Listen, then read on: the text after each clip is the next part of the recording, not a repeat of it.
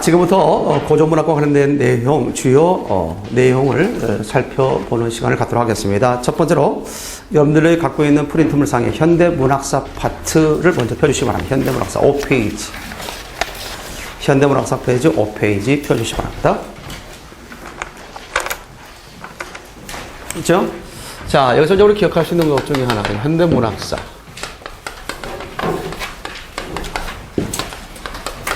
우리가 현대문학이다. 그 다음에 그 이전에 나올 수 있는 문학이 이제 무슨 문학이냐면 고전문학이 있어요. 현대문학이 있다, 고전문학. 그래서 우리가 고전문학이다 또는 우리가 현대문학이다 할 때 이것을 가름하는 기준이 되는 게 뭐냐? 이렇게 고전문학과 현대문학을 가름하는 기준이 되는 역사적 사건은 뭐냐면 이걸 우리는 가보경장이라고 해요. 따라서 가보경장 이전을 우리는 고전문학, 가보경장 이후를 뭐라고 한다 같이 현대문학. 따라서 고전문학과 현대문학을 가름하는 기준이 뭐냐? 시험이 나오면 다 같이 가보경장. 따라서 가보경장 이전을 고전문학, 가보경장 이후를 현대문학 이렇게 나눌 수 있다는 것도 생각해 두면 되겠습니다. 자, 그렇다면 현대문학 파트에 있어서 가장 중요한 것은 뭐냐? 일단 개화기 문학부터 포함해서, 물론 개화기 문학은 과도기적 문학, 다시 말해서 고전문학에서 현대문학으로 넘어가는 과도기 형태의 문학이 바로 개화기 문학이다. 그래서 개화기 문학이라는 것을 설정할 수 있겠고, 그 다음에 그 이후에 전개되는 것이 뭐냐? 1910년대의 문학. 1910년대 문학인데, 이 1910년대 문학이라는 것은 적어도 개화기, 가부경장 이후로부터 시작해서 이 개화기 문학은 시대적인 측면에서 본다면 가부경장 이후로부터 시작해서 한일합방까지, 가부경장부터 시작해서 한일합방 때까지를 우리가 개화기 문학이라 한다면, 대체적으로 1910년대 문학이라고 하는 것은 1910년 한일합방이 있죠. 한일합방부터 시작해서 1919년에 어떤 역사적 사건이 일어나죠? 1919년의 역사적 사건, 3.1운동이 일어나죠. 여기까지를 1910년대 문학이라고 이렇게 얘기할 수 있겠습니다. 1910년대 문학. 그 다음에 10년 단위로 또 끊어져 가는데 1920년대 문학. 1920년대 문학이 있을 수 있거든요. 이것은 이제 우리가 3.1운동으로부터 시작해서 우리가 대표적으로 나타낼 수 있는 31년의 역사 사건, 어떤 것이 일어나죠? 대망의 만주국을 건설하기 위한 만주 사변이 일어나게 되죠. 그래서 요 경우가 바로 1920년대 문학이다. 이렇게 얘기했죠. 여기까지가. 그 다음에 또 10년 후 떨어집니다. 그러니까 1930년대 문학이 나오죠. 1930년대 문학이. 이 경우는 만주 사변으로부터 시작해서 1930년대 만주 사변으로부터 시작해서 이제 우리가 전반적으로 얘기했을 때 언제까지나 8.15 광복까지. 자, 30년대 문학은 무엇까지를 포함하느냐면, 사실 그 41년에 세계 2차 세계대전과 더불어서, 상당 부분 우리나라는 그 문학적 암흑기에 접어들게 되는데, 그런 40년대에서 45년까지, 광복하기 전까지를 우리는 문학의 암흑기다라고 얘기합니다. 따라서 이 시기까지 포함합니다. 문학의 암흑기. 문학의 암흑기까지 포함한다는 점. 문학의 암흑기까지 포함한다. 그 다음에 이제 그 이유가 이제 뭐냐면 광복 이후의 문학. 45년에 광복하죠? 광복 이후의 문학이다. 이런 식으로. 광복 이후, 그 다음에 또는 광복의 기쁨도 잠깐 우리는 어떠한 소용돌이에 휘말리게 되느냐. 6.25라는 거죠. 그래서 6.25 이후. 6.25의 어떤 전쟁을 체험으로 한 그러한 어떤 소설 또는 시, 이런 문학 작품들이 많이 쏟아져 나왔던 때가 바로 6.25 전후문학이다라고 얘기할 수 있겠죠. 그 다음에가 이제 우리가 얘기할 수 있는 것이 1960년대 문학이다. 그 다음에 연결될 수 있는 1970년대 문학이다. 보통 문학사적인 측면에서 연결될 때는 대체적으로 한 세대 이전까지의 문학적 현실을 통해서 시험 문제 출제될 가능성이 있습니다. 그럼 한 세대 이전이라면 몇 년대까지? 약 70년대까지가 이루어질 수 있겠죠. 그래서 오늘 현대문학사와 관련해서 정리해 놓은 것도 70년대까지의 내용을 토대로 해서 정리를 해 놨습니다. 알겠습니까? 그래서 대체적으로 우리 보면 우리말에 있죠. 10년이면 뭐가 변한다? 강산이 변한다. 라는 말이 있듯이 이렇게 문학사적인 어떤 측면에 있어서도 역시 10년 단위로 변화를 갖게 됐다라고 하는 것. 이런 것들을 나름대로 표로서 정리해 놓은 것이 여러분들의 그 페이지, 프린트물 5페이지 상에 있는 내용이다라고 생각해 보면 되겠습니다. 알겠습니까? 현대 문학사 파트가 됩니다. 다소 첫 프린트부터 약간 오차가 발생했는데, 개화기 문학에 있어서 가보경장으로부터 시작해서 3.1운동이라고 했는데, 3.1운동이 아니라 한일합방입니다. 한일합방, 3.1운동을 좀 한일합방으로 고쳐 주시기 바랍니다. 자, 가봉주랑부터 시작해서 한일합방 때까지가 무슨 문학이다? 개화기 문학이다. 거기 쭉 프린트상에 나와 있는 내용을 중심으로 해서 쭉 이야기하도록 하겠습니다. 첫 번째 시대 개관입니다. 개화기 문학. 자주적 민족문학이 정립됐던 시기가 바로 이와 같은 개화기 문학이라고 얘기할 수 있겠고, 더 나아가서 근대적 문학으로서의 전환.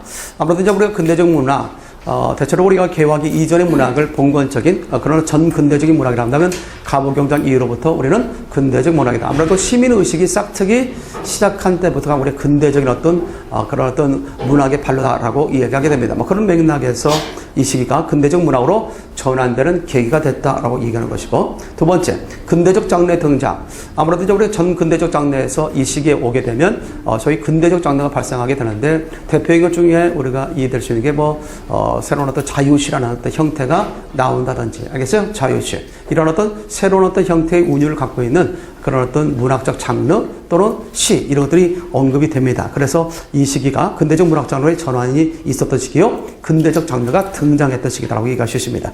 이 밖에 국문문학의 영역의 확대와 더불어서 문학의 대중화와 관련돼서 얘기할 수 있다는 것이고, 특별히 시가에서 시가 대체적으로 분화되는 그런 시점이 우리가 개화기 문학의 가장 중요한 특징으로 이해될 수 있겠다는 것. 특히 시가에서 시로 분화됐다는 것은 우리가 앞서 얘기했던 개화가사, 가사적 종류에서 점점점 신체시, 그 다음에 자유시, 이렇게 발전해 나가는 양상에서 시가 분화 발전됐다는 점. 이렇게 해서 개화기의 하나의 중요한 특징이고, 또 개화기의 가장 대표적인 것처럼 할 수 있는 것이 개화, 계몽. 뭐다 아시죠? 개화, 계몽이 가장 중심이 되는 것이 이 시기의 개화기의 가장 중요한 특징이다. 그다 써놓을까요? 개화, 계몽. 계몽주를 표방했던 시기가 바로 이런 개화기 문학이라고 얘기할 수 있겠습니다. 그 부분에 대해서 이해를 하면 되겠고요. 자, 그런데 이 시기에 나왔던 대표적인 장르는 뭐가 있냐? 첫 번째 개화 가사. 아무래도 이제 조선시대까지 형성됐던 가사를 그냥 가사라고 한다면, 이 개화기 때 형성된 가사를 이름하여 무슨 가사? 개화 가사라고 얘기할 수 있습니다. 주로 이런 개화 가사는 개화 사상을 담은 가사, 이 밖에 동심과 애국하는 노래 등의 그런 내용을 담았습니다. 대체적으로 이 시기에도 물론 개화 계몽적인 성격을 담았지만 다소 민족 중심적인 그런 어떤 내용을 담보하고 있는 것이 바로 개화 가사의 특징이었다라고 얘기할 수 있습니다.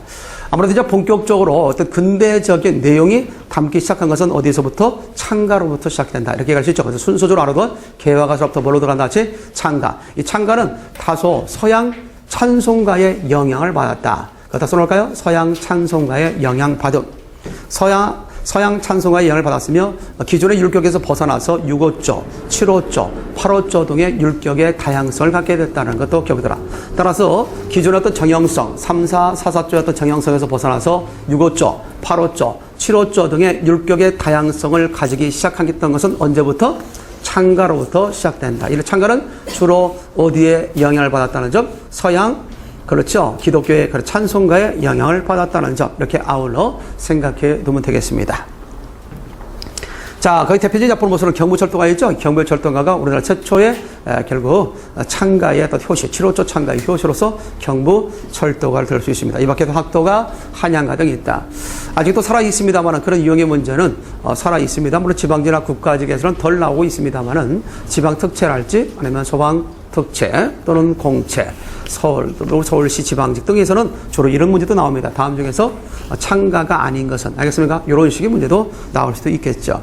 그래서 일반적으로 경부철도가, 학도가, 한양가, 동심가 했다면 답은 뭐다? 동심가. 동심가는 개화 가사의 부류에 넣어준다. 이런 것들. 이런 것들을 언급하고 가면 너무나 또 머리가 복잡해지고 희미해지고 어려워지고 그러죠? 그래서 고전 아닌 고전이 된다고 얘기했는데, 그냥 간단하게 오늘 그냥 설명을 듣고 그냥 흐름만 알고 있으면 돼요. 알겠죠? 이것을 하나하나 다 외우려면 너무 힘들고, 여러분들의 교재에는 좀 더 이보다 더 구체적으로 해놨습니다. 그러니까 줄기만을 뽑아놓은 것이기 때문에 나중에 내가 시간이 났을 때 그 흐름을 알고 한번 교재를 통해서 확인해 봐야 되겠다면 그 부분을 좀 읽어보면 돼요. 알겠어요? 그렇기 때문에 흐름 정도만 알고 넘어갈 수 있도록 그렇게 하기 바랍니다.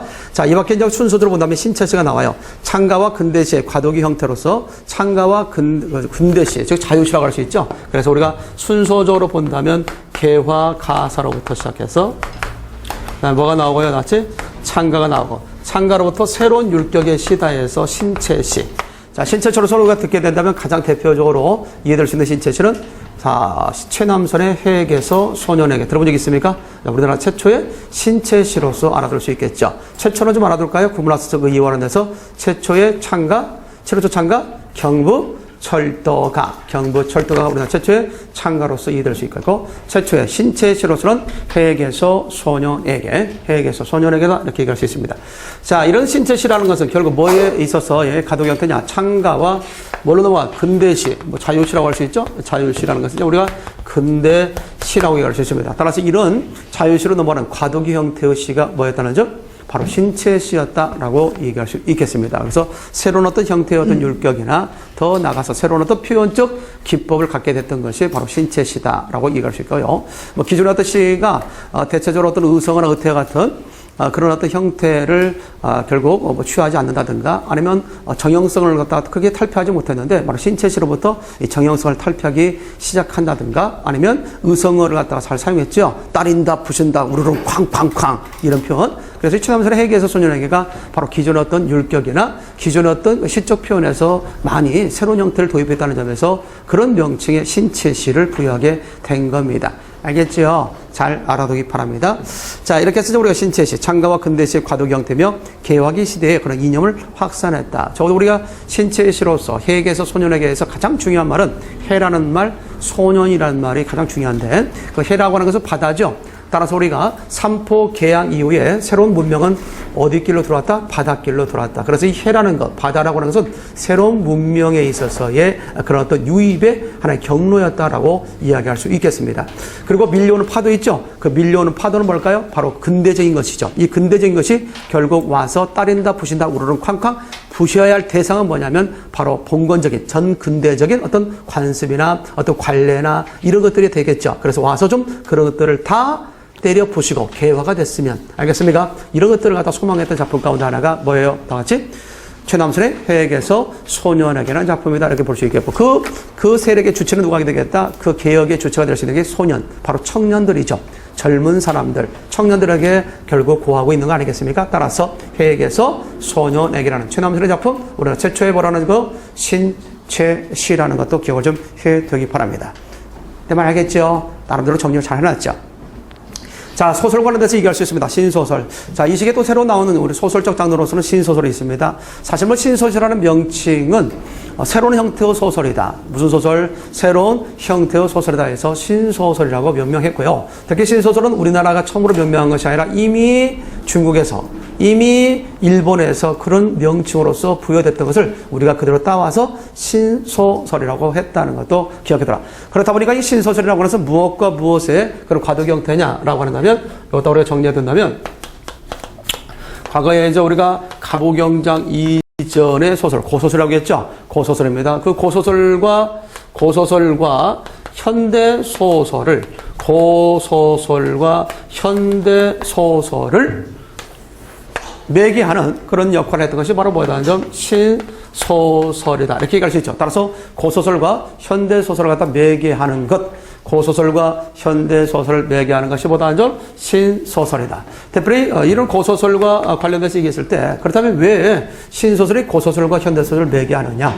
그럴 때 대체적으로 고소설적 요소를 완전히 탈피하지 못한 부분이 신소설에 있다는 것이고, 알겠습니까? 또한 현대소설적인 요소가 신소설에 있기 때문에, 그래서 고소설을 보기도 힘들고, 그렇다고 해서 고소설의 잔재가 남아있으니까 현대소설을 보기도 힘들고, 그래서 과도기 형태의 뭐였다는 점, 신소설이었다. 그러면 어떤 요소가 바로 신소설의 그런 고전소설적 요소가 있고 현대소설적 있을 수 있을까? 거기에 대해서 알아두는 게 좋겠지요. 시험에 나옵니다. 자, 그렇다면 이 고소설 같은 경우에 있어서 특징 가운데, 신소설의 고소설의 특징이 담겨 있는 것 가운데 대표적인 것 중에 하나가 뭐냐면 다음 같은 것이죠. 내용상에 있어서 권성징악적 요소가 있다는 점. 내용상에 있어서 권선징악적 요소가 있었다. 자, 글자가 제대로 안 쓰졌네요. 내용상에 있었습니다. 내용 전개상 권성징악적 요소가 있었다라고 할 수 있습니다. 보통 고대 소설, 고소설의 가장 중요한 특징은 권선징악이죠. 착한 사람은 복을 받고 그렇지 못한 사람은 뭐다? 벌을 받는다. 오늘의 관점으로 본다면 꼭 그런 것 같지는 않은 것 같은데 옛날에는 그것들을 많이 희구했습니다. 그래서 권선징악적 요소가 분명히 있다. 자, 그렇다면 이 시기에 있어서 신소설의 입장에서의 권선징악적 요소는 뭘까? 그때는 다분히 주제가 개화, 계몽을 부르짖는 시대였기 때문에 개화나 계몽을 부르짖는 거기에서 동조하고 그것을 선도해가는 사람들은 착한 사람으로 그리고요. 그것을 반대하는 전근대적인 봉건적 요소를 갖고 있는 사람들은 부정적 인물로 그렸다는 겁니다. 알겠습니까? 그렇다고 해서 주제가 권선징악은 아니에요. 개화기 때의 문학에 있어서의 주제는 개화, 계몽입니다. 알겠습니까? 그러나 내용 전개상에 있어서 다분히 무엇을 포함하고 있더라? 권선징악적 요소를 포함하고 있더라. 그런 측면에서 본다면 다분히 신소설은 고대 소설적 요소를 담고 있다라고 얘기할 수 있습니다. 그 다음에 두 번째에 있어서 보면 사건과 관련돼서 사건을 갖다 전개할 때 다소 어떤 성을 갖느냐? 우연성을 갖다는 겁니다.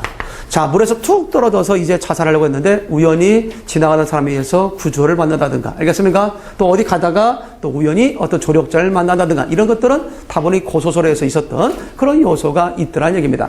그런 장면에서 본다면 이런 신소설은 이와 같은 권선징악적 요소, 즉 내용 전개상, 주제가 그렇다면 안 됩니다. 좀 더 내밀하게 시험 문제 출제되면 다음 중 신소설에 대한 특징으로 틀린 것은 뭐냐 그랬을 때 주제가 권선징악이라면 틀려요. 고소설과 마찬가지로 주제가 권선징악적이었다. 땡! 내용 전개상 권선징악적 요소가 담겨 있다는 것이지 주제는 개와 계몽입니다. 요거 넘어가면 안 됩니다. 자, 이렇게 해서 유의할 수 있다. 사건의 필연성이 아니라 뭐다지 우연성을 담보하고 있다는 점. 이것이 바로 신소설이 고소설에 완전 탈피하지 못한 모습이다라고 얘기할 수 있겠습니다. 자, 현대소설적 입장에서 보면 첫 번째 우리가 기억을 할 수 있다면 요건 뭐냐면 소재적 측면에서 현실성을 담보하고 있다. 소재적 측면에서 무엇을 담보하고 있다? 현실성을 담보하고 있다는 겁니다. 과거에 있어서는 상당히 비현실적 요소가 많았어요. 그런데 뭐 천상을 그린다든가 아니면 지하 세계를 그린다든가 또는 대체로 보게 되면 우리나라의 배경보다는 중국의 배경을 설정한다든가 이러한 비현실적인 요소나 타 세계를 배경하는 작품들이 많았다. 반면에 이 당시에 개화기 때 오게 되면 고부 간의 어떤 갈등이랄지 가족 간의 같은 갈등이랄지 이런 현실적인 어떤 요소가 바로 그 장르, 즉 문학 작품에 있어서의 소재가 됐다는 점. 따라서 소재의 현실성이라는 점이 다분히 현대 소설적 요소를 담고 있더라. 또한 두 번째에 있어서 우리가 기억할 수 있는 것은 표현상의 측면을 보게 되면 다소 표현상에 있어서 묘사체를 갖다 구간다든지 묘사체. 표현상에 있어서의 그런 묘사체가 있다든가, 그렇죠? 아무래도 이제 근대로 오면서 근대적인 어떤 그 환경이나 또는 인물에 대해서 구체적인 묘사를 할 필요가 있었겠죠. 그래서 편집자의 어떤 논평에 의해서 그 인물에 대해서 딱 단정적으로 말하는 게 아니라 그 인물의 어떤 외형적인 모습 아니면 그가 살고 있는 어떤 환경의 모습을 좀 더 구체적으로 내밀하게 표현하고자 했다. 그래서 묘사체가 사용됐다는 점, 또는 부분적인 아마 인물에 있어서 대화체를 갖다 사용했다는 점, 또는 언문 일치체, 무슨 체? 언문 일치체를 도입했다는 점. 알겠죠? 따라서 이와 같이 이게 언문 일치체를 우리는 다른 말로 구어체라고 이해할 수 있죠. 따라서 일상생활에서 사용되는 말들을 결국 문학 속에 도입해서 그렇게 사용하는 것, 구어체라고 이렇게 얘기하겠죠. 자, 물론 전면적으로 나서지는 않았지만 이것들이 부분적으로 사용됐다는 점에서 바로 현대소설적인 어떤 요소들이 신소설에 담겨져 있더라. 그래서 신소설은 고소설과 현대소설을 매개하는 매개체다. 이렇게 얘기할 수 있고, 우리나라 최초의 신소설로서는 이인직의 혈운호를 들어서 제시하기도 합니다. 우리나라 최초의 신소설 이인직의 혈운호 정도 알고 갈까요? 자, 이 밖에 개화기의 시대적 이념을 수용했으며 우리나라 최초의 신소설로서는 혈운호 있죠? 잘 알아두면 되겠고요. 이 밖에 은색의 금수회로, 자유종, 추월색 등이 있다라고 하는 것도 기억을 좀 해둘 수 있어야 되지 않겠는가 봅니다. 자, 이렇게 해서 전반적으로 봤을 때 신소설의 어떤 범주와 관련해서도 알아두시고 특징도 알아두는 게 좋겠고요.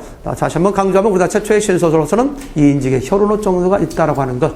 물론 미완성의 작품입니다. 미완성의 작품으로서 대체로 만세보에 연재됐던 소설인데 이런 이인직의 혈운호는 좀 나름대로 소위 한 가족이 사고를 당해서 결국 헤어지기까지, 알겠어요? 헤어져서 다시 만날 때까지 어떤 상황을 그렸다면 그 이후에 이제 우리 혈원호와 관련해서 이제 제시됐던 또 다른 어떤 작품이 있습니다. 그 작품 가운데 있어서는 우리가 이제 대체로 모란봉이랄지 이런 작품들이 더러 있습니다. 그래서 대체적으로 혈원호나 모란봉 같은 경우는 혈원은 가족이 헤어져서 만나기까지 또 만남 이후의 삶은 또 모란봉을 통해서 이게 제시하는 그래서 좀 미완성의 작품으로서 연결됐던 것 중에 하나가 혈원호라는 작품입니다. 거기까지는 깊게 알 건 없겠습니다만 일단 혈원호가 우리나라 최초의 신소리라는 것은 반드시 좀 기억을 하고 가기 바랍니다. 특히 금수회록 있죠? 그 금수회록의 밑줄자. 금수회록 같은 경우가 시험에 출제된다면 8가지 동물을 내세워서 인간 세계를 비판하고 있는 작품이야. 8가지 상황을 통해서 8가지 동물을 내세워서 인간 세계를 갖다 비판하고 있는 작품 가운데 하나가 금수회오록. 그래서 정치적인 안목을 가지고 어떤 사회적 현실이나 인간적 현실을 비판하는 그런 소설을 소위 뭐라고 하느냐면 개화기 때 많이 쏟아져 나옵니다만 정치소설이라고 해요. 무슨 소설? 정치소설. 그러니까 정치를 소재로 한 작품이 아니라 정치적인 안목을 가지고 현실에 대한 어떤 비판적인 태도를 지닌 그런 어떤 문학적 내용을 가지고 있는 그런 소설을 이름하여 뭐라고 한다? 정치소설이라고 합니다. 대표적인 정치소설의 범주에 들어가는 것 중에 하나가 바로 금수회오록이라고 이야기할 수 있겠습니다. 잘 알아두면 되겠고요. 거기서는 까마귀도 나오죠. 까마귀. 반포지효와 관련된 까마귀도 나옵니다. 우리는 말이지 너희들만의 재수없다고 할 때 꼭 우리 나를 들어서 얘기한다. 까마귀 밥 대라. 또 죽음을 얘기할 때도 까마귀를 갖다 이야기하기도 하고 사람들이 상당히 터부시하죠. 까마귀 좋아하지 않잖아요. 그렇잖아요. 그래도 너희들 싫어하는 나는 그래도 내 품을 버리진 않는다. 그 어렸을 때 그렇게 나를 갖다 먹여 살렸던 부모, 이제는 더 이상 늙어서 먹이를 갖다 가져오지 못할 때 내가 그를 갖다가 먹여 살리지 않느냐? 나는 그래도 이렇다. 너희들이 욕하는. 그렇게 하면서 간접적으로 우리 인간들에 대해서 뭐 하는 거예요? 결국 비판하고 있는 거죠. 그래서 8가지 동물을 통해서 얘기하고 있는 그런 작품이 금수회오록, 안국선의 금수회오록이라는 것도 알아두면 되겠습니다. 거기 자유종까지 하나 둘까요? 자유종. 이 자유종 밑줄자 해놓을까요? 자유종. 자, 우리가 저희 자유종이랑 여성 해방 사상을 처음으로 논한 작품이에요. 여성 해방 사상을 처음으로 논한 작품이 자유종이다. 여성 해방 사상을 처음으로 논한 작품이 자유종이다. 이런 정도의 기본 생각은 갖고 갈 수 있도록 하기 바랍니다. 그런 정도만 좀 알고 있으면 되겠고요. 다음에 신극 파트에서는 민속곡을 세트했으며 이 시기에 창극, 즉 창극이라는 것은 판소리에다가 서양극이 접목된 것을 창극이라고 하죠. 이 후에 신극, 근대극에 가까운, 가까운입니다. 가까운. 근대극에 가까운 그런 형태가 신극 형태가 나왔고, 이 밖에 통속적인 대중연극의 신파극 등이 형성이 됩니다. 자, 이 밖에도 신문 잡지가 이 시기에도 많이 나왔던 것 중에 하나죠. 특히 이 시기에 나왔던 신문을 한번 제시해 본다면, 이런 신문이 이제 문학의 발표지 역할이나 또는 국어 운동을 전개하는데 상당히 혁혁한 공을 세우게 되는데, 이 시기에 나왔던 대표적인 신문으로서 우리가 얘기할 수 있는 게 있죠. 이거 국사시험에도 한 번씩 언급이 되는데요. 한국과 독일은 매일 제황들이 대한매일신보에서 만세를 외쳤다. 이런 것들 한번 들어본 적 있어요? 자, 다시 한번 보면, 일단 정말 무엇을 지금 이야기하고 있지? 라고 이렇게 생각할 수 있잖아요. 그래, 안 그래요? 한국과 독일은 매일 대왕들을 대한매일신보 만세를 외쳤다가 뭘까? 이 한은 거, 이거 아니죠? 한 있죠? 이건 한성순보. 자, 우리가 한성순보라고 해서 열흘마다 나왔던 거, 그러다가 일주일마다 나온 신문을 바꿨는데 한성주보. 우리나라 최초의 한문신문입니다. 한문신문, 한성순보, 한성주보라고 말하기도 합니다. 이 밖에 우리나라 최초의 민간인 신문이면서 한글신문이기도 하죠? 뭐가 있다? 독립신문이 있습니다. 서재필에 의해서, 서재필이 주관이었죠? 형성된 신문, 독립협회를 통해서, 독립협회 어쩌면 기관지 역할을 또 했던 신문이기도 하죠? 독립신문이 있습니다. 다음에 매일 나왔다 해서 매일신보. 매일 나왔다 해서 매일신보가 됩니다. 그 다음에 부녀자 대상의 그 한글신문이 있죠? 제국신문. 부녀자를 대상으로 했다는 점, 제국신문. 자, 그 다음에 황성신문이 있어요. 자, 시리아 방송대국이라고 하는 한일합방에 대한 어떤 부당성을 설파했던 그런 사설이 실렸던 소위 시리아 방송대국이 있죠? 이러한 것들을 실었던 신문이 황성신문이죠. 황성신문. 잘 정리해두면 되겠고요. 그 다음에 대한매일신문이 있습니다. 대한매일신보라고 할 수도 있죠. 자, 대한매일신보가 있습니다. 이 대한매일신보는 대체적으로 이제 우리가, 일제에 대한 어떤 저항적인 어떤 성격을 좀 많이 가졌던 신문 가운데 하나입니다. 그래서, 나중에는 이것이 총독부에 있어서의 그런 어떤 강제적으로 매각되고 유입돼서 나중에는 총독부의 기관지 신문으로 전락되게 되는데 그 이름이 매일신보입니다.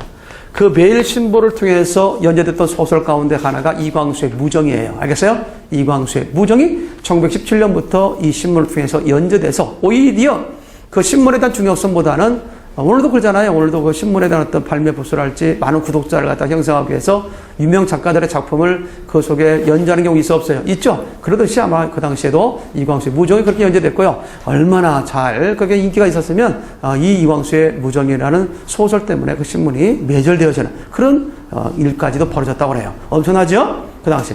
자, 다음에 만세부라는 게 있습니다. 우리나라 최초의 신소설이라고 볼 수 있는 이인직이 혈원우가 연재됐던 소설의 신문이 만세부예요. 나중에 이제 이것이 이 만세부는 대체적으로 이완용에 의해서 이 신문이 매입이 됐고 나중에는 이것이 대한신문으로 바꾸게 됩니다. 어찌됐든 간에 여러분들이 기억해 둘 것은 순서대로 이 시기에 뭐가 많이 쏟아져 나왔다는 점, 신문이 많이 쏟아져 나왔다. 그 신문이 나온 순서를 매겨봐 보니까 다 같이 한국과 독일은 매일 제왕들이 대한매일신보에서 뭘 외쳤다? 만세를 외쳤다. 특별히 그 6년 전에도 제국신문에 대한 언급이 신문지에 출제된 적이 있었죠. 서울시에. 부녀자 대상의 최초의 우리 한글신문 뭐가 있다? 즉 제국신문이 있다. 이거 순서대로입니다. 나온 순서대로 외워둘 수 있도록 하기 바랍니다. 한국과 독일 매일 제왕들이 대한매일신문 만세를 외쳤다라고 하는 거 이해될 수 있죠? 잘 정리해두기 바랍니다. 자, 이러한 어떤 신문 같은 잡지들이 나와서 그 문학의 또 발표지 역할을 했다는 것들도 기억을 좀 해둘 수 있어야 되지 않겠는가. 자, 요 정도의 이야기고요. 그 신변 잡기류의 그런 여가의 문학이라는 것은 주로 이제 수필 부분이 이 시기에도 많이 쏟아져 나왔다는 것을 보여주고 있는 겁니다. 자, 정리됐죠? 잘 기억을 해두면 되겠습니다. 자, 이박해적으로 기억할 수 있는 가운데 그 일제 강점기의 문학. 자, 일제 강점기의 어떤 문학과 관련해서 제시할 수 있는 거죠. 일제 강점기 문학은 한일합방으로부터 시작해서 언제까지? 광복 때까지를 일제 강점기 문학이라고 얘기할 수 있겠습니다. 그래서 우리 앞서 얘기했던 1910년대, 20년대, 30년대의 그런 암흑기 문학까지 포함해서 전체 일제 강점기의 문학이라고 얘기할 수 있죠. 첫 번째로 10년대 문학이 되겠습니다. 자, 이 시기도 역시 이광수, 최남선하는 사람이 있습니다. 이광수, 춘원 이광수와 육당 최남선. 그래서 춘원과 그 다음에 육당 간의 이인문단 시대를 열었던 것이 몇 년대? 1910년대 문학이다. 그래서 1910년대 문학을 뭐라고 말하냐면 이인문단 시대다. 뭐라고 말해요? 이인문단 시대. 그래서 혹시라도 신문지 가운데 다음 주 1910년대를 이인문단 시대라고 할 때 그 이인 두 사람은 누구와 누구를 가리키는가? 1번 김구와 박정희 뭐 이렇게 나올 수 있겠죠. 2번 최남선과 그 다음 뭐가 있다지? 이광수 하면 최남선과 이광수라고 답을 해줘야 된다는 것도 기억을 해두겠습니다. 자, 그래서 1910년대에 있어서 가장 중요한 것 중에 하나가 뭐냐면 이 시기가 이인문단 시대였다는 점. 이인문단 시대였다는 점. 그래서 누구냐? 대표적으로 이광수가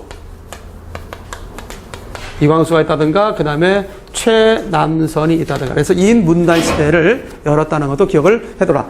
이것도 다분히 그 개화기 때 그런 문화적 영향을 받아서 계몽주의 시대적 특징을 갖고 있었던 것이 바로 1910년대라고 얘기할 수 있습니다.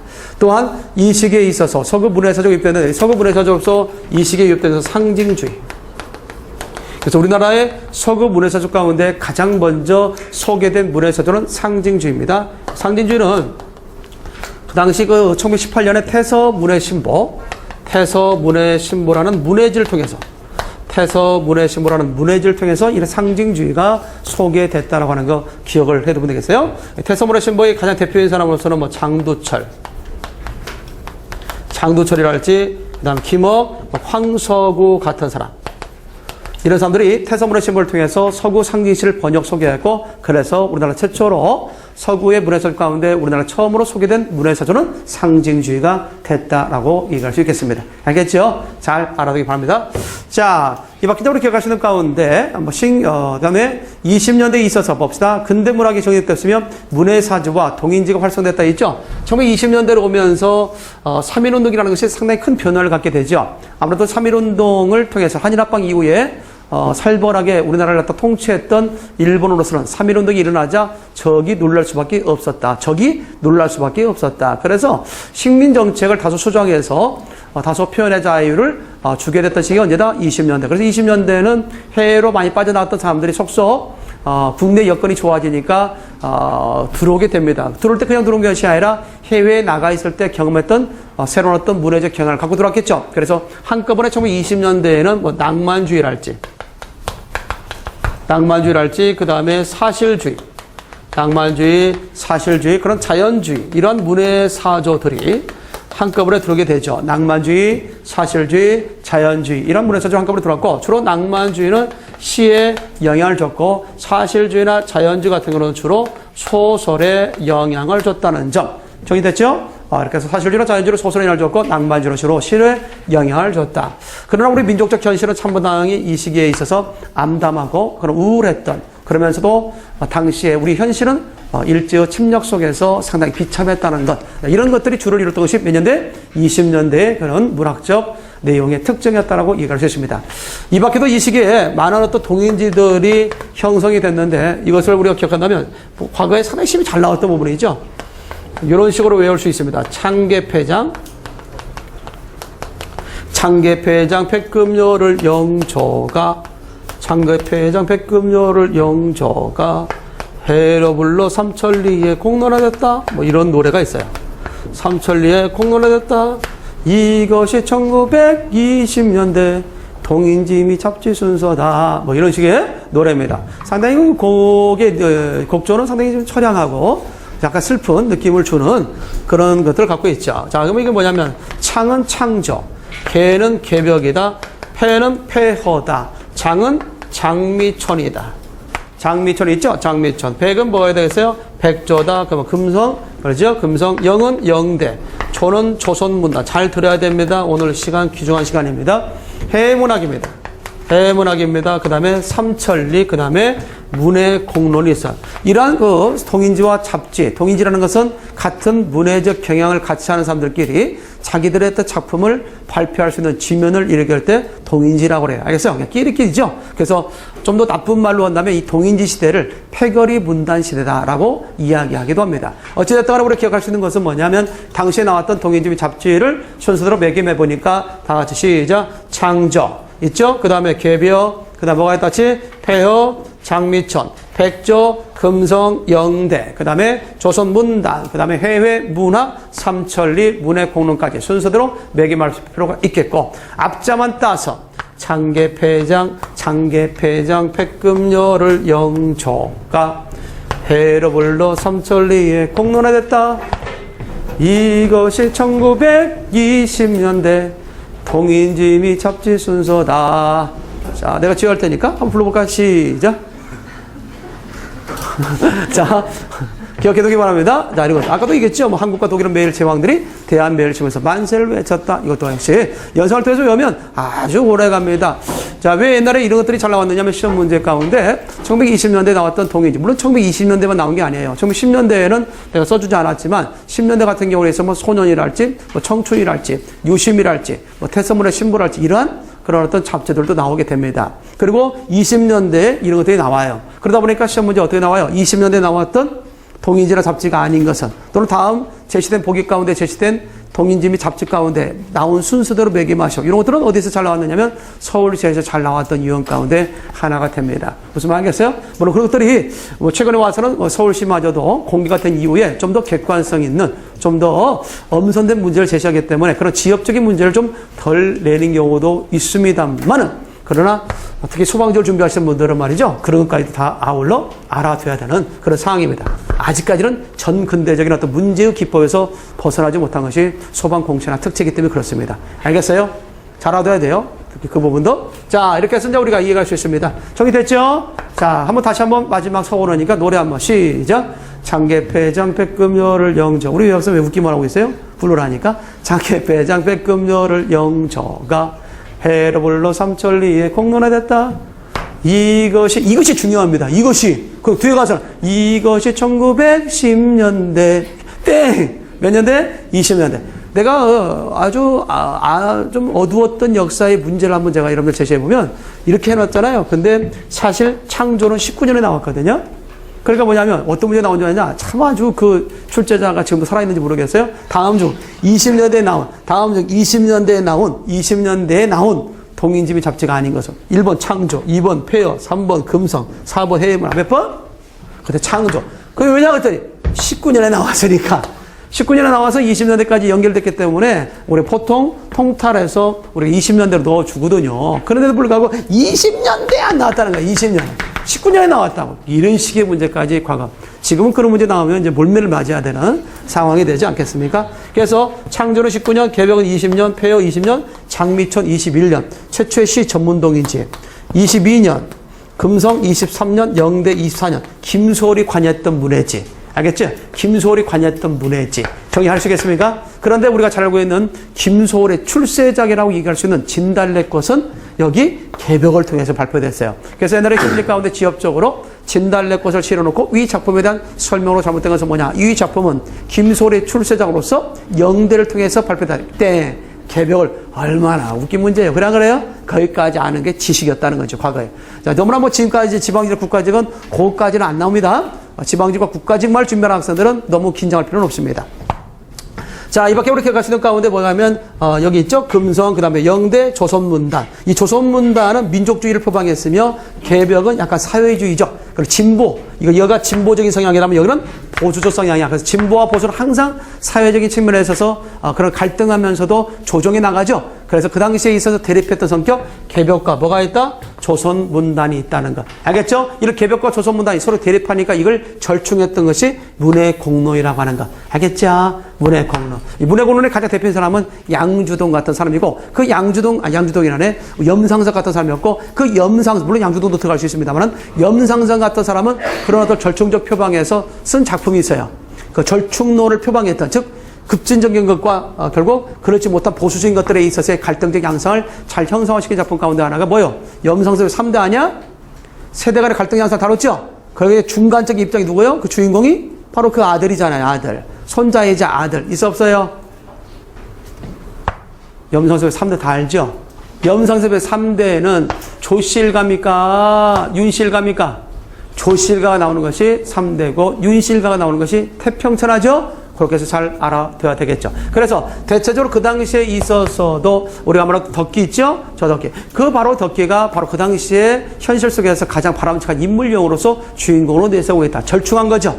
네? 절충. 자기 아버지의 그런 어떤 급진적인 어떤 삶, 자기 할아버지의 급진적인 어떤 봉건적인 삶, 이걸 절충했던 게 누구다 하지? 그렇지요. 우리가 거기 나오는 주인공이었다는 것이었고, 그래서 그 주인공이었던 사람은 김병화라는 친구도 될 수 있죠. 사회주의와 이런 것들이 바로 어우러져 있는 것이 바로 뭐다? 3대. 3대는 그래서 이 어떤 문해 공로를 통해서 우리가 얘기했던 염상섭에 있어서 가장 절충적인 것을 표방했던 대표인 작품이다라고 생각하면 되겠습니다. 자, 이 밖에 해외문학은 27년, 조선문단도 24년, 삼천리 29년, 문해공론도 29년입니다. 다만 삼천리라고 하는 것은 순서를 매김할 때 나오지 않는다. 왜냐? 이 삼천리가 31년에도 또 나와요. 그러다 보니까 삼천리가 순서를 매김할 때는 빠질 때가 많아. 어찌됐든 간에 일단 순서적으로 외워두는 것도 괜찮지 않겠는가. 그래서 아까 노래로 엮어서 여러분들 한번 해준 겁니다. 차내 많이 나왔던 것 중에 하나요. 다시 한번 시작. 장계패장 백금 너를 영저가 해로 불러 삼천리에 공론화됐다.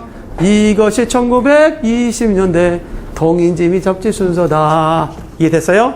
잘 알아둬요. 자, 이렇게 해서 우리 정리 좀 해두면 되겠고요. 그 당시 한 10몇 년 전에 이런 내용들이 시험에 계속 잘 나올 때, 뭐 경찰 시험에도 잘 나왔고, 서울시도 잘 나왔고, 일반 공무원 시험에도 잘 나올 때는, 그 당시 찍었던 동영상을 보면 상당히 흥겹게 불렀던, 나의 모습을 볼 수 있어요. 장계패장 백금이 얼마. 그런데 지금은 그렇게 많이 나오지 않으니까 좀 약간 다운됐어요. 어찌됐든 간에 그 당시에 이것을 만들어서 얼마나 히트했는지 몰라요. 알겠어요?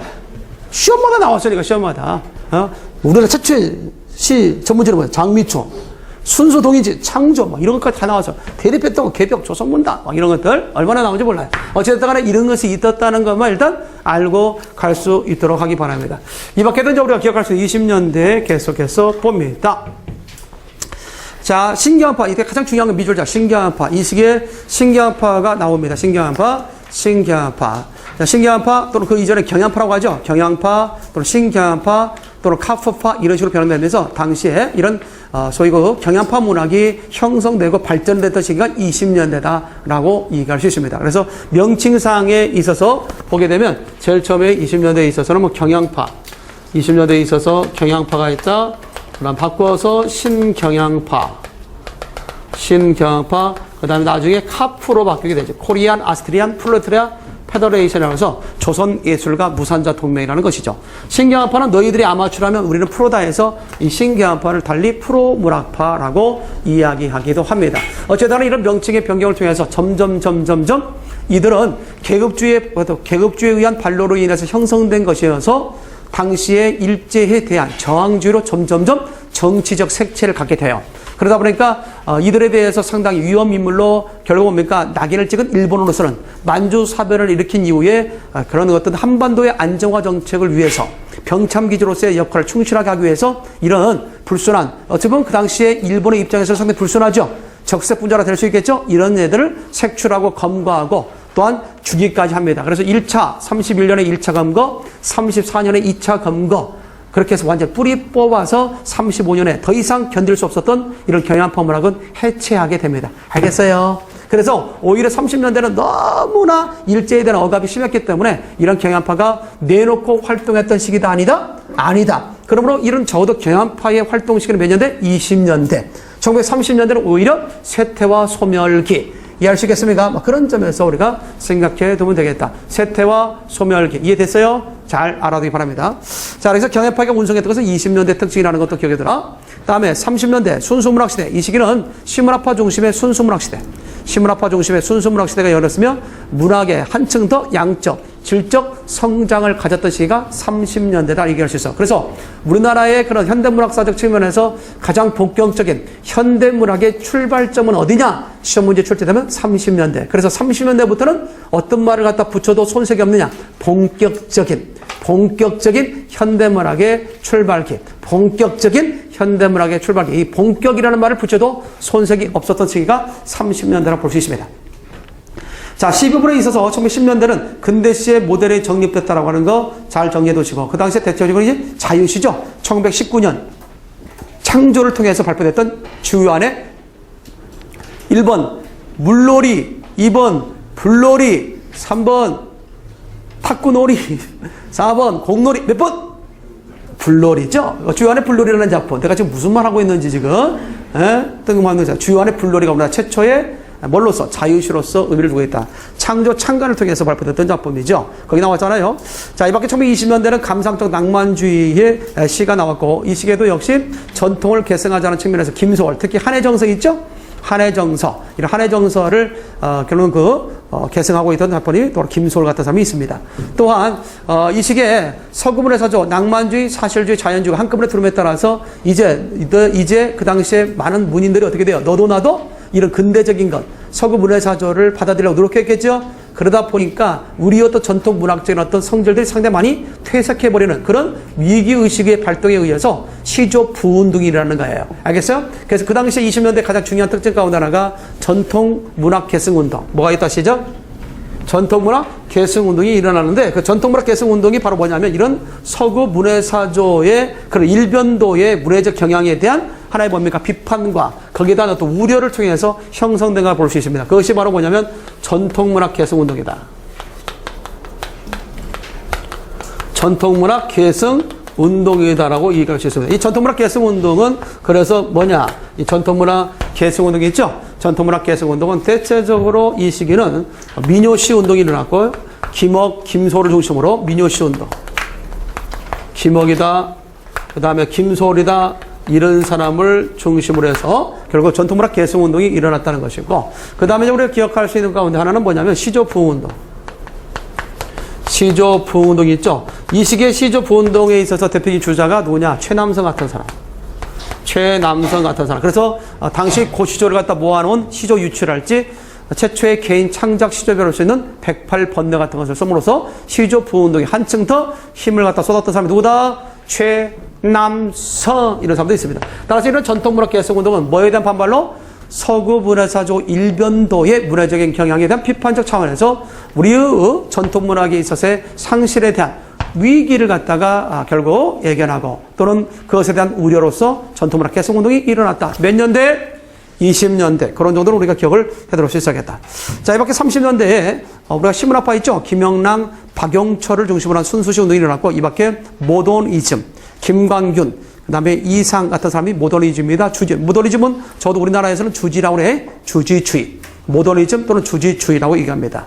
자, 이 밖에 생명파, 유치원, 서정주 같은 사람을 중심으로 해서 생명파, 이 밖에 전원시 있죠? 신석정, 김상용. 하나 더 할까? 다섯 번째 하나 써볼까요? 청록파. 이런 전원시파와 같은 시적 경향을 갖고 있는 유파가 있다. 청록파. 청록파가 있어요. 대표인 청록파로서 우리가 이해될 수 있는 사람 누가 있어요? 조지훈, 박두진, 박목월. 그래서 우리 유아시 30년대에 있어 가장 중요한 특징은 현대시파가 등장했다는 점이죠. 30년대 가장 대표적인 특징은 이 시기에 현대시파의 등장. 자, 이때 현대시파가 등장했다는 거죠. 현대시파의 등장, 대표적인 현대시파로서는 우리가 얘기할 수 있죠. 제일 처음에 시문학파. 시문학파라 할지, 그 다음에 주지시파. 그 다음에 생명파. 그 다음에 청록파. 이러한 유파들이 형성됐던 시기가 바로 1930년대다라고 얘기할 수 있습니다. 따라서 주로 시문학파에 가담했던 사람은 김영랑, 박용철 같은 사람, 주지시파로서는 뭐 김광균이랄지 뭐 최재서, 장만영 같은 사람 써줘야 되는 거예요. 뭐 너는 그럼 기억하면 되겠는데, 김영랑, 박용철 같은 사람. 그 다음에 주지시파로서는 대표적으로 주지시파의 가장 대표적인 작가가 김광균이 됩니다. 김광균이랄지, 그 다음에 우리가 예를 들어서 최재서라고 얘기할 수 있죠. 특히 최재서 같은 사람은 과거 7급에서 한번 나왔는데, 주지주의 이론을 처음으로 평론에 도입한 사람이 최재서야. 알겠어요? 최재서. 그래서 최재서 같은 사람이 있고, 이 밖에 장만영 같은 사람이 주지시파다. 생명파 하면 생각나는 사람 누가 있습니까? 생명의 서를 쓴 유치환 이렇게 있고요. 서정주, 유치환, 서정주. 또 하나 있습니다. 무속적인 세계를 바탕으로 생명의 본질을 탐구했던 김동리 이런 사람들이 대표 무슨 파? 생명파라고 얘기할 수 있습니다. 반면에 청록파는 조박투라고 하는데 조씨가 한 명이고 박씨가 두 명이기 때문에 조박투라고 했어요. 조지훈, 조준이 있죠? 조준이다. 그 다음 박두진, 박목월 이런 사람들이 무슨 파? 막가파도 아니고 지존파도 아니고 무슨 파? 청록파다. 이렇게 얘기할 수 있겠습니다. 이해됐어요? 조지훈 같은 사람은 이제 본명이 조동탁이거든요. 조동탁인데 이 사람은 불교의 바탕을 뒀어. 불교의 바탕을 뒀고, 박두진 같은 사람은 기독교적 사상의 바탕을 뒀고, 알겠죠? 기독교의 사상의 바탕을 뒀고요. 그 다음에 박목월 있죠? 박목월 같은 사람은 자연친화적 도교 사상의 바탕을 뒀다. 자연친화적 도교 사상의 바탕을 뒀다. 이것도 역시 상식으로 알아두는 게 좋겠죠. 이들이 청록파라는 이름을 얻게 된 것은 청록집이라는 해방 후 1946년에 청록집이라는 공동 시집을 내놓게 됨에 따라서 드디어 청록파라는 이름을 얻게 됐습니다. 그래서 청록파라는 이름을 얻게 된 것은 뭐에 기인한다? 청록집이라는 시집을 통해서 이름을 얻게 됐다는 점. 이들이 지향했던 문화적인 어떤 문학적 내용은 인간과 자연과의 교감이었어요. 인간과 자연과의 교감으로서 내용의 지향성 같았으나 그들의 사상적 기전은 달랐다. 예컨대 조지호는 불교, 박도진은 기독교, 박목월은 뭐였다는 점? 도교였다. 뭐라겠습니까? 가운데 이런 식으로 나오면 되겠죠. 자, 결국 청록파라는 것은 인간과 자연과의 조화를 갖다가 지향했으며 그들의 사상적 기저 또한 같았다. OX, X. 조지호는 뭐다 같이? 불교. 박도진은 뭐다? 기독교. 박목월은 뭐다는 점? 그렇죠. 자연친화적 도가 사상에 바탕을 뒀다는 점. 그리고 그들이 공통으로 펴낸 공동시집은 청록집이 있다라고 하는 것. 그리고 이들을 갖다가 시인으로서 또 문인으로서 데뷔하게 한 사람이 누구냐면 정지용. 이 정지용이라는 사람이 이들을 문장이라는 문해지를 통해서 데뷔했습니다. 그래서 이들은 공통된 문해지를 통해서 데뷔했다는 점. 알겠습니까? 그것도 하나의 특징으로 볼 수 있죠.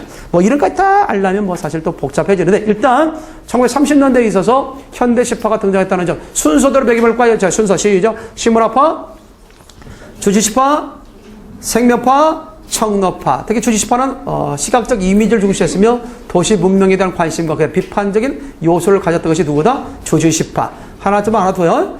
또한 시어에 있어서의 그런 또 조탁미나 가랑미를 중시했던 것, 운율미를 중시했던 것이 바로 뭐다? 시문학파. 상당히 순수시를 지향하게 됐죠.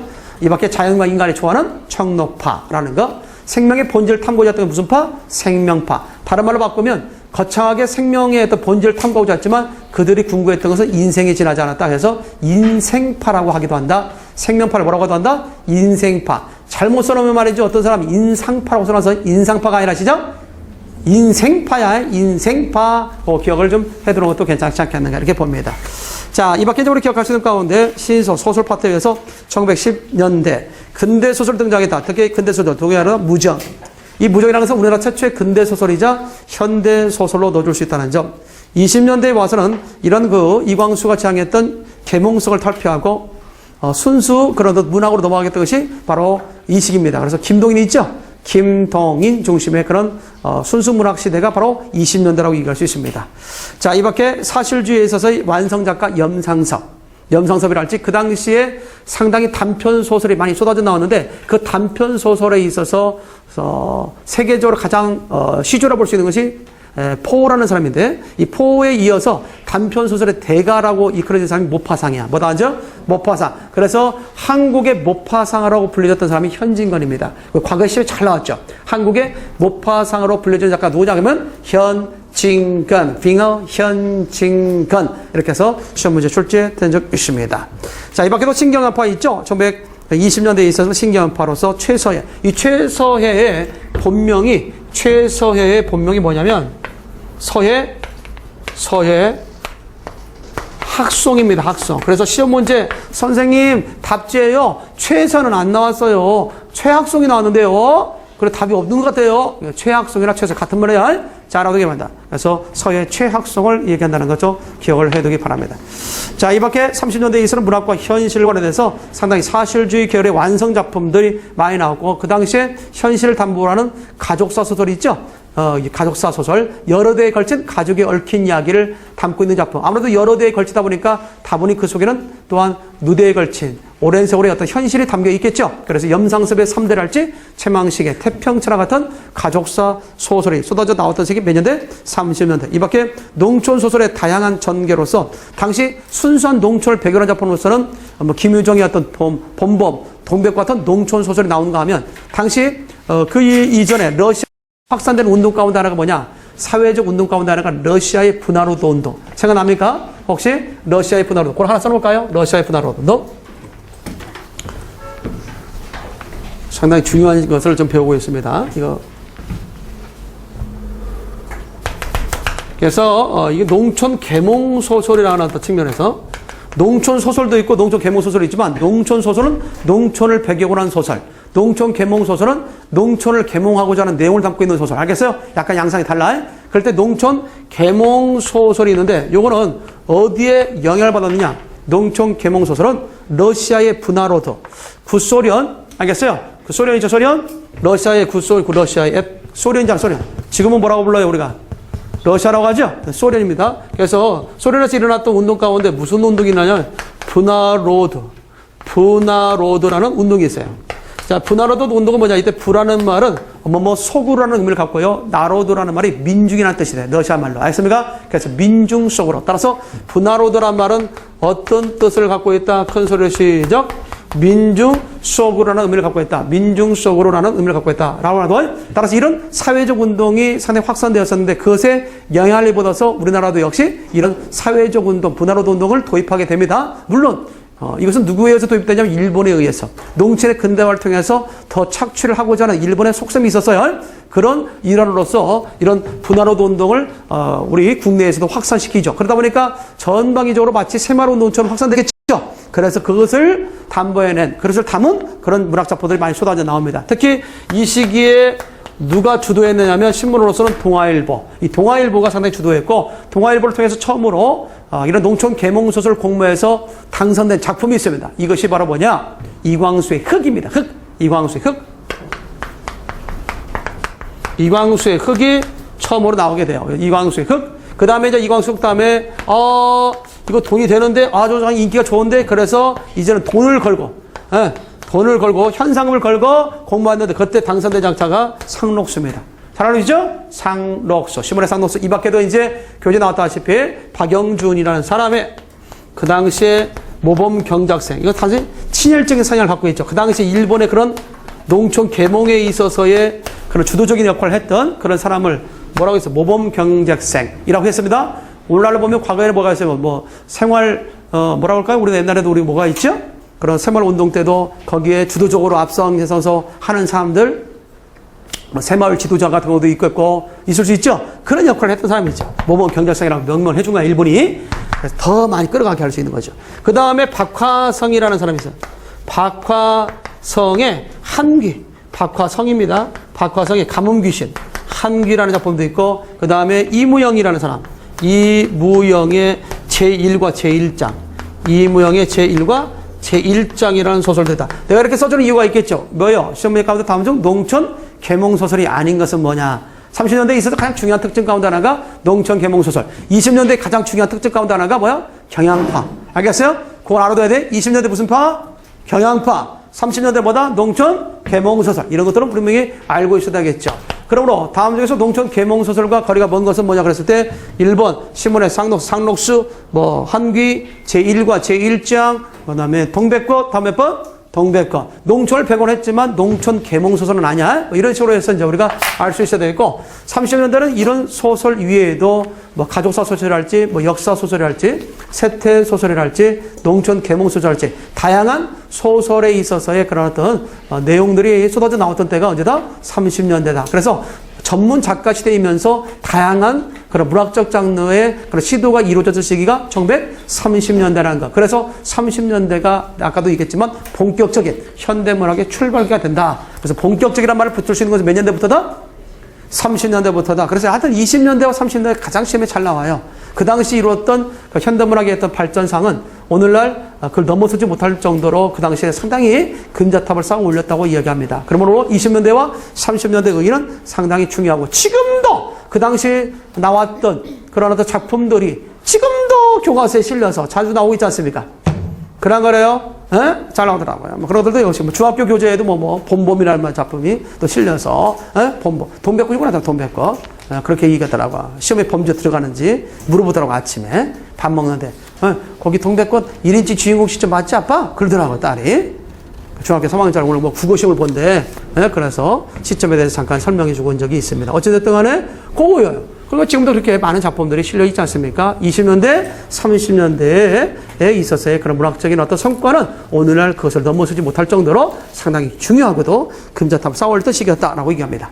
자, 이 밖에 기억할 수 있는 가운데 보면은 그 밑에도 제시됐습니다만은 민족의 생명력을 갖다가 확인하는, 그래서 토속적이면서도 우리 어떤 민족적인 그런 어떤 정신세계, 또 민족적인 어떤 가치를 표방하는 그런 작품들을 제시하기도 하죠. 그래서 김동리의 대표적인 작가죠. 김동리의 뭐 우리가 무녀도, 뭐 등신불 등등의 이러한 것들이 바로 김동리의 작품으로서 형성됐던 작품이었고, 이 당시에 또한 실험적 정신으로서 작품을 썼던 사람 누구? 이상이 있어요.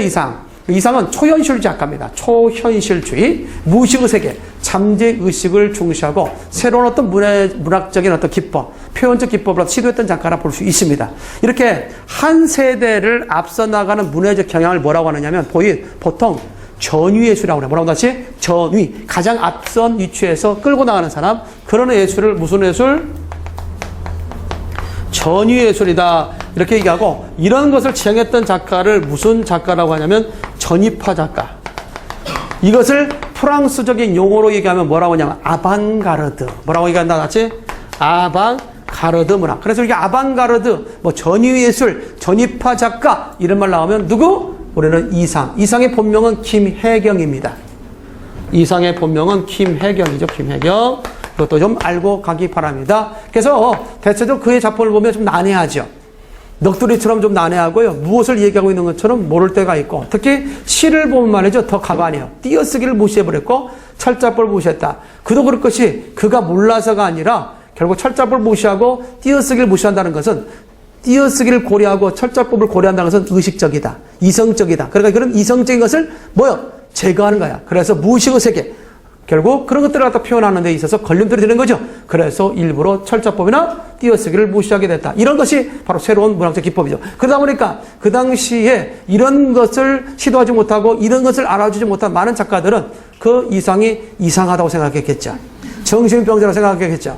그래서 이상이라고 했는데, 물론 한자적인 것은 그런 이상은 아닙니다만은, 그래서 이름을, 그렇게 필명을 이상이라고 했는지. 그래서 그 당시에 많은 사람들로부터 미친 광이다, 미치장이다, 미친 자라, 들은 이렇게 결국 오명을 갖다가 뒤집어 쓰고요. 그가 쓴 작품을 결국 이런 어떤 문해질할지 이런 측면에 발표해 주지 않으려고 했죠. 미친 자의 시를 미친 자의 글을 어떻게 올릴 수 있느냐. 그래서 상당히 소외당했던 사람들 가운데 하나가 이상이었던 사람이 아닌가 이렇게 생각됩니다. 그러나 세월이 흐른 후에 다시 평가를 받기를 그는 적어도 그 시대에서 30년 한 세대를 앞서는 그런 문화적 경향을 가진 작가로 평가를 받게 있는 겁니다. 알겠어요? 그래서 무슨 것이자 전유예술, 전입화, 그리고 초현실주의 떴다면 누구?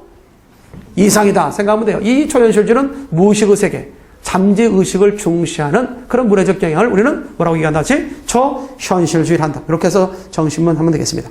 자, 이 밖에 근대로서는 1920년대 극예술협회랄지 토레 등이 나왔고, 이 시기에 발표된 작품으로서 김우진의 산돼지는 상당히 중요한 것 중에 하나고, 우리 교재에도 나름대로 있습니다만은, 산돼지라고 하는 것은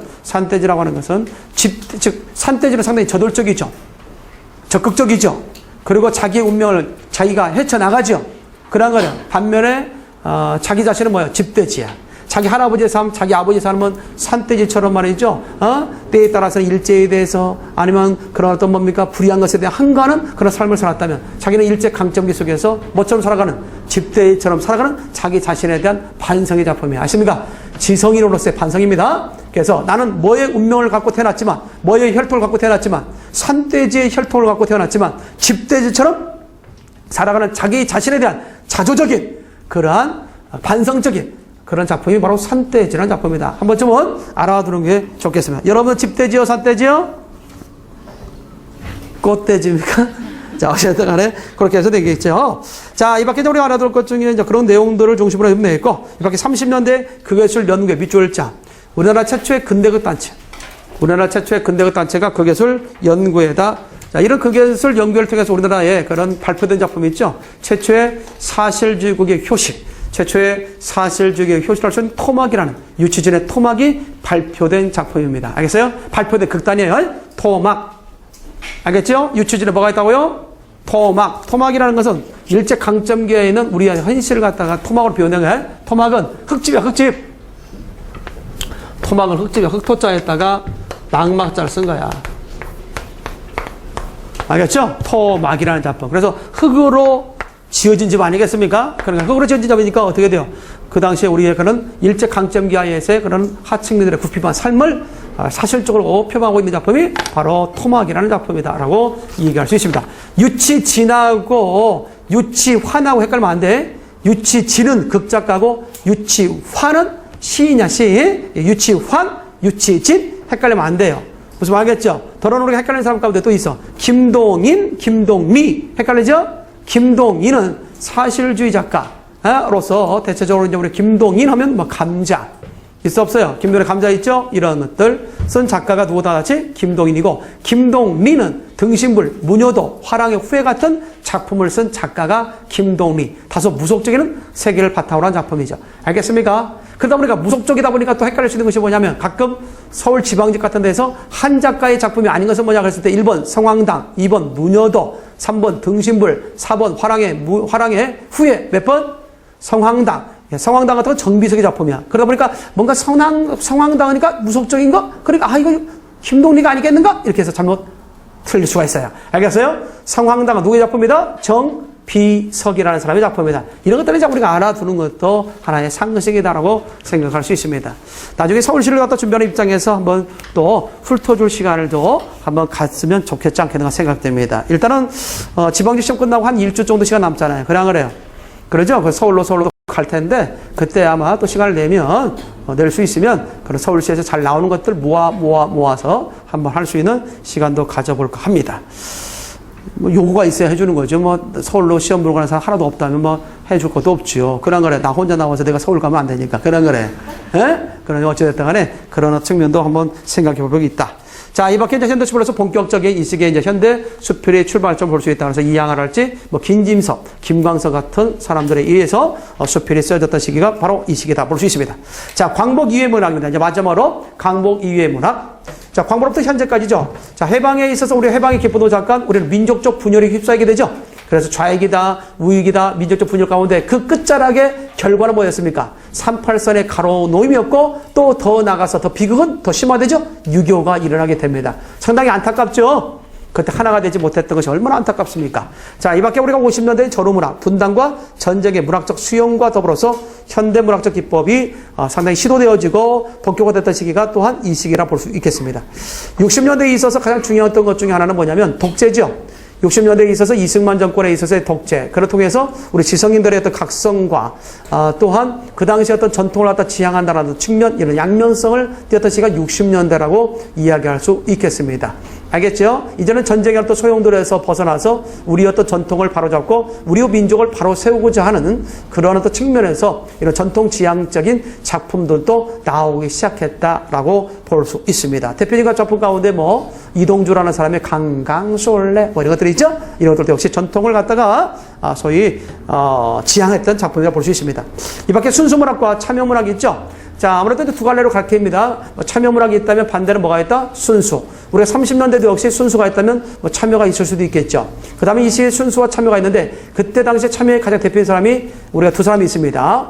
자, 김수영, 신동엽 써놔요. 대표의 참여문학을 지향했던 사람이 김수영, 눈, 폭포를 쓴 작가 있죠? 김수영과 껍데기는 가라 쓴 작품 신동엽. 이런 김수영과 신동엽 같은 사람이 참여문학을 지향했던 사람이고 70년대에 있어서 가장 중요한 사건은 뭘까요? 바로 이 시기부터 우리는 산업화의 열기를 울리죠. 산업화. 그래서 경제개발 5개년을 통해서 많이 세워지는데 그 당시에 이런 산업화의 그런 일변도로 성장 위주로 모든 것들이 지향하다 보니까 결국 중요한 것은 우리의 인간의 어떤 정신에 있어서의 그런 어떤 말살. 알겠습니까? 이런 것들이 상당히 우려가 되는 그런 가운데 돈 속에, 돈이라는 물질 속에 인간이라는 것은 결국 뭡니까? 수단에 불과하는, 도구에 불과하는 그런 어떤 인간에 있어서의 이하적인 그런 어떤 현실을 많이 내비치게 됩니다. 그러다 보니까 이제 이 시기에 70년대 가장 중요한 것 중에 하나는 뭐냐면 인간 소외, 뭐다 시작 인간 소외랄지 또 성장 위주의 그런 어떤 현실 속에서 자연 파괴, 알겠죠? 물질 위주의 그 경도적 현실, 이런 것들을 많이 담보했던 작품이 1970년대에 나오게 된다라고 볼 수 있습니다. 네, 알겠죠? 잘 알아둬요. 그래서 이 시기에 60년대, 70년대 아우르면서 나왔던 시 가운데는 김광섭의 성북동 비둘기라는 그런 어떤 성장 위주의 산업화 속에서 갖는 그런 파괴적 현실을 갖다 고라고 있는 작품이죠. 파괴적 현실과 고향 상실을 다룬 작품. 특히 또 이 시기에 나왔던 소설로서 우리가 잘 알아듣는 작품 있죠. 삼포 가는 길. 황석영의 삼포 가는 길. 생각납니까? 이런 것들도 역시 우리가 대표적인 작품이라고 얘기할 수 있겠습니다. 자, 이 밖에도 우리가 시로서 해방에는 민족문학의 또 회복과 더불어서 조지원, 박목월, 아까 얘기했죠? 청르파들이 청르파 시집을 내놓게 된 시기도 이 시기였다는 것. 또한 후반기동 밑줄자 후반기동인, 이 후반기동인은 1930년대 주지시파의 영향을 받아서 해방 후에 여기 있죠? 여기 나와 있는 박인환, 김경민, 김수영을 중심으로 해서 후반기 동이 나왔는데 이 후반기 동인은 최근에도 역시 서울시에 나왔습니다. 후반기 동인은 주지시파의 영향을 통해서 나온 것으로서 이들이 펴낸 공동 시집이 있어. 이들이 펴낸 공동 시집 하나 써놔요. 이들이 펴낸 공동 시집. 해방 후에 이들이 펴낸 공동 시집이 있다. 그것이 바로 뭐냐면 우리가 여기다 써보면 되겠죠. 후반기 동인. 세 사람 하나도 세 사람이 들어있을 때는 뭐예요? 사지선답으로 되기 쉽죠? 자, 시작. 불러. 후반기 동인. 박인환도 있다. 그 다음 누구 있다? 시작. 김수영도 있다. 김경린도 있다. 자, 세 사람은 기억해도 되겠죠? 그 다음에 이들의 편에 공동 시집이 있다. 이것이 바로 뭐냐? 공동 시집은 새로운 도시와 시민들의 합창. 자, 이렇게 새로운 도시와 시민들의 합창으로서 후반기 동인 기억해두기 바랍니다. 새로운 도시와 시민들의 합창 공동 시집을 내놓기도 됐다. 후반기 동인에 속하지 않는 사람은 뭐냐? 또는 이들의 편에 공동 시집이 아닌 것은 뭐냐? 이런 식으로 나올 수 있겠죠? 참고할 수 있도록 하기 바랍니다. 자, 이 밖에 우리 기억할 수 있는 가운데 1950년대 분단 현실에 대한 6.25 체험과 그 다음에 분단의 아픔을 형상화시킨 작품이 나오기 시작했고, 그 당시에 대표적인 작가로서는 구상이 있죠. 초토의 시 들어본 적 있어요? 초토의 시. 타버린 땅. 타버린 땅이 초토 아니야. 포탄에 의해서 그을린 땅.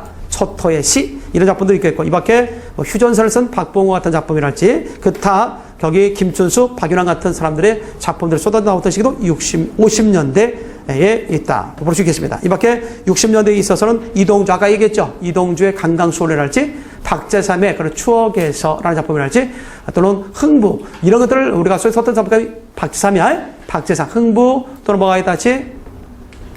추억에서. 이런 전통적인 소재를 갖다가 형상화시킨 작가라고 볼 수 있겠죠. 옛날에 우리 보게 되면 육각수라는 가수 있어 없어요?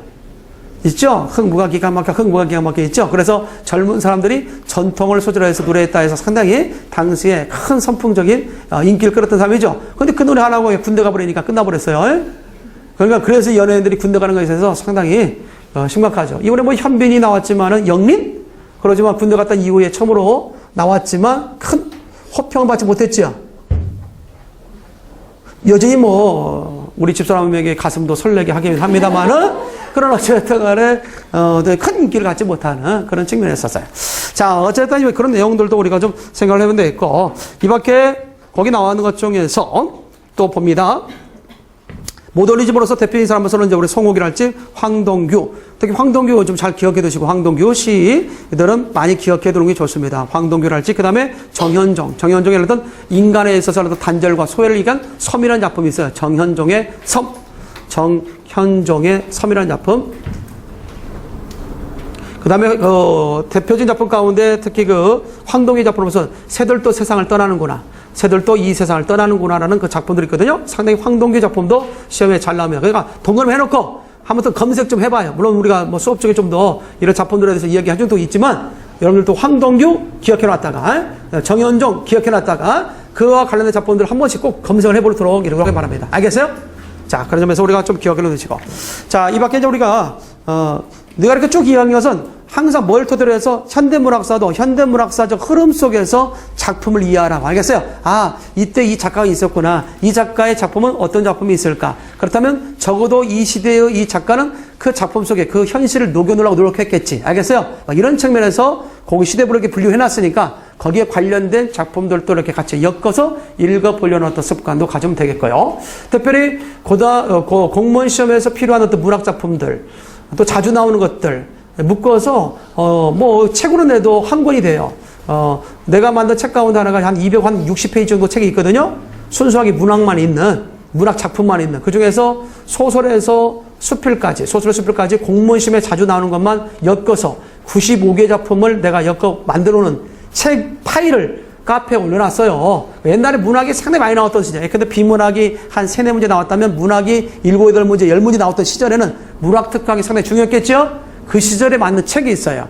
그 책. 그래서 한 10여 년 전에 만든 책이지만 상당히 중요한 책입니다. 그걸 아낌없이 파일을 어디다 올려놨다고요? 거기 카페, 재진구방 있죠? 카페에 올려놨습니다. 반드시 한 번씩 보고 그 내용을 한번 숙지해 두는 것도 좋지 않겠는가 봅니다. 알겠어요?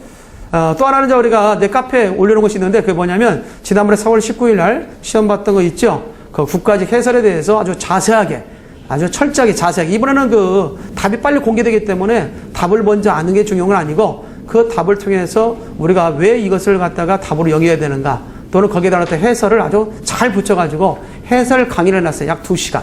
몇 시간? 2시간. 아주 철저하게. 그래서 20문제 정도 풀게 되면 전체적인 어떤 국어의 흐름을 알 수 있을 정도로 그렇게 자세하게 해설 강의한 것을 쪼개서 여러 개의 강좌로 나누어서 올려놨어요. 여기서 여러분들이 내 카페, 재진 국어방 있죠? 다음 카페, 재진 국어방에 들어가면 볼 수 있습니다. 알겠습니까? 그거 봐요. 보고, 뭐, 그거 아니라도 뭐 많이 올려놨지만, 하여튼 내 카페를 통해서 보는 것이 더 좋겠지 않겠나 봅니다. 그래서 꼭 오늘 가서 한번 문제풀이 듣는 효과가 있을 거예요. 2시간입니다, 2시간에. 그래서 뭐 노마자 피우면 노마자 피우고 자세히 설명해 줄 거 아니야. 소설의 시점이 나오면 시점에 대해 자세히 설명해 줄 거 아니야. 그러면서 본다면, 전체 국어에서 가장 중요한 내용을 한 번쯤 들을 효과가 분명히 있다. 라는 점에서 꼭 듣기 바랍니다. 자, 이 밖에 우리 기억할 수 있는 가운데, 거기 또 밑에 보면은, 자, 거기 밑에 또 봅시다. 자, 실존주의에 있어서 인간에게 발굴과 더불어서 하근찬 또는 손창섭, 이범선, 손우 있죠. 특히 하근찬원에 대해서는 순환이대 같은 유교를 갖다 배경으로 작품이 있죠. 순환이대, 하근찬의 순환이대. 그다음 손창섭의 작품으로서 손창섭, 잉여인간, 손창섭의 잉여인간, 이범선의 오발탄이랄지 선우의 불꽃 같은 작품들이 바로 이런 관계를 갖고 있는 작품들이다라고 보면 되겠습니다. 또 시대적 문제에 대한 비판적 여과를 갖다 아낌없이 한 작품 가운데 김정한에 있어서 어떤 사하촌이랄지, 김정한의 사하촌이랄지, 또는 모래톱 이야기, 뭐 이야기 특히 이 중에서는 모래톱 이야기가 가장 중요한 얘기네요. 모래톱 이야기. 자, 이밖에 모래톱 이야기 잘 알아둬요. 모래톱 이야기. 일제 강점기 때는 또 강점기대로 빼앗기고 해방 후에도 그 땅을 되찾을 수 있을 거라 생각해봐요. 모래톱 강에 있어서의 모래톱이 쌓인 곳에 일구어서 그걸 농토로 만들어 놨단 말이야. 우리도 가끔 보면 강에 이런 지류에 보면 어떻게 돼요? 많은 어떤 그 경작지가 있죠. 그거 누굽니까? 그걸 다 그 땅을 만든 사람이 거기다 일구고 노력을 통해서 돌도 골라내고 경작을 하지 않습니까? 그런데 나중에 보면 뭐 정부가 뺏어가 버리든지 일제시대 때는 일제가 뺏어가 버리고 해방이 되면 내 땅이 될 줄 알았어? 근데 정부가 또 뺏어가 버리고 이런 현실. 알겠어요? 그래서 최만식의 어떤 논얘기랄지 이런 어떤 김정한 어떤 모래톱 이야기 등은 바로 그런 어떤 정부에 대한 어떤 비판 을 갖다 담고 있는 작품이라고 이해할 수 있겠습니다. 참고해 두면 되겠고요. 자, 이 밖에 이제 그 밑에 제시된 작품 가운데 선우의 불꽃도 하나 두시고 1960년대 시대적 문제에 대한 비판적 여과 아까 했습니다. 김정한, 정광용의 껍빛단 리 생각나죠? 이인국 박사가 나오는 껍빛단 리. 일제시대는 일제에 영합하고 소련에 어떤 진주할 때는 진주군은 소련에 영합하고 또 미 군정시대는 미군에 영합하는 그다 시대에 따라서 그 권력의 빌부터 살았던 결국 카멜로원처럼 살았던 이인국 박사를 갖다 내세워서 당시에 그런 지성인들의 어떤 모순된 삶을 갖다 고발하고 있는 작품이죠. 껍빛단 리. 생각나요? 껍빛단 리. 껍빛단이란 말은 러시아 말로 영어로 바꾸면 캡틴이야. 캡틴. 그래서 러시아 사령관이 맹장에 걸렸는데 외과에 있었던 이인국이 기회는 이때다 해서 수술해줘서 그가 구원받게 되잖아. 사형수로 있다가. 알겠습니까? 그래서 러시아 그 사령관으로서 얼마나 좋아요. 죽으려다 살아났으니까. 그러니까 캡틴 리. 껍빛단 리 했다는 거야. 이인국. 알겠어요? 이인국이라는 외과 의사가 나오게 됩니다. 참고해 두면 되겠습니다. 자, 이 밖에 우리 기억할 수 있는 작품이 있습니다. 황석영의 작품도 있을 수 있다는 거죠. 황석영의 삼포 가는 길 같은 것도 기억을 해 두시면서 내성적 기교주의의 김승옥 대표적인 작품이 무진기행. 무진기행 들어봤어요? 김승옥의 무진기행이라는 작품도 기억을 좀 해두면 되겠고요. 이 밖에 1970년대에 소해의 사회학과 관련해서 조세희. 자, 반드시 여기에 대해 언급하는 사람들은 내가 정리한 것도 있고, 우리 교재도 나름대로 들어있어요. 읽어보라는 거예요. 조세희의 난장이가 쏘아올린 공 있어, 없어요? 있죠? 그런 어떤 현실에서 다룬 작품들이다라는 것을 알아둬야 돼요. 그러니까 우리가 사실 문학사를 정리하면서 그런 어떤 작품들을 이해한다면 좀 더 쉽게 접근할 수 있는 그런 경우가 됩니다. 알겠죠? 그래서 이런 것들은 여러분들 다분히 독서를 통해서 이루어질 수 있으니까 한 번씩 볼 수 있도록 하고요. 이 밖에, 우리가 이해할 수 있는 건 윤은길의 작품 것도 있다는 것도 좀 기억을 해 두시면 되겠고, 이 밖에 분달의 반출 작품 김원일의 연이라는 작품, 김원일의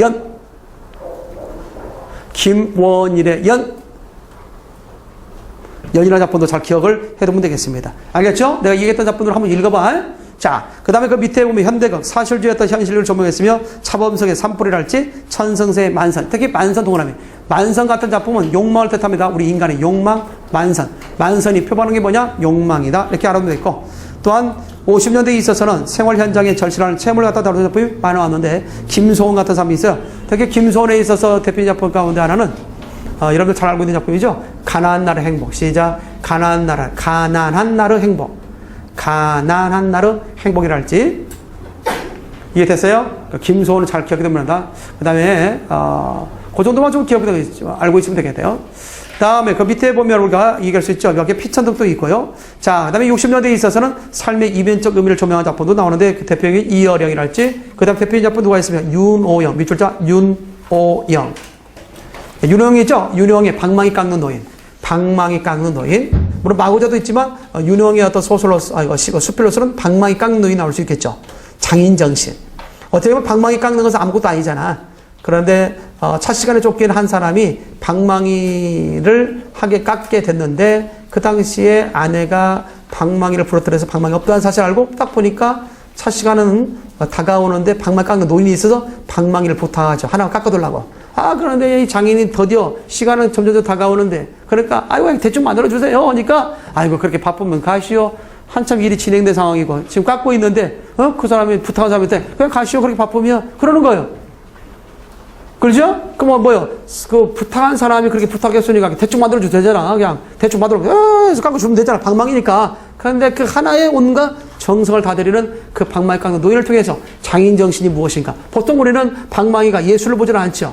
사소한 거죠. 보잘것없는 거죠. 그럼에도 불구하고 자기 일에 뭐 하는 거? 정성을 다하는 거. 최선을 다하는 것. 이것이 우리가 좀 삶에 있어서 발견하고 본받아야 할 점이 아니겠는가. 알겠어요? 유능의 뭐다 같이 방망이 깎는 노인도 알아두는 게 좋겠습니다. 이해 됐습니까? 어때요? 많은 작품들이 있죠? 이런 작품들이 있지만 여러분들 그 시대별로 내가 주요 작가들 해놨으니까 그거 찾아서 한번 보는 것도 상당히 중요하다고 볼 수 있습니다. 짧은 시간이지만 일단 이렇게 1시간 반 동안 현대문학사를 쭉 한번 훑어봤습니다. 이런 토대 위에 문학을 공부하는 것이 좀 더 효율적인 공부가 될 수 있다고 생각됩니다. 알겠죠? 여기까지는 현대문학사였고 이제 잠깐 쉬었다가 고전문학으로 넘어가게 됩니다. 알겠습니까? 쉬었다 합시다.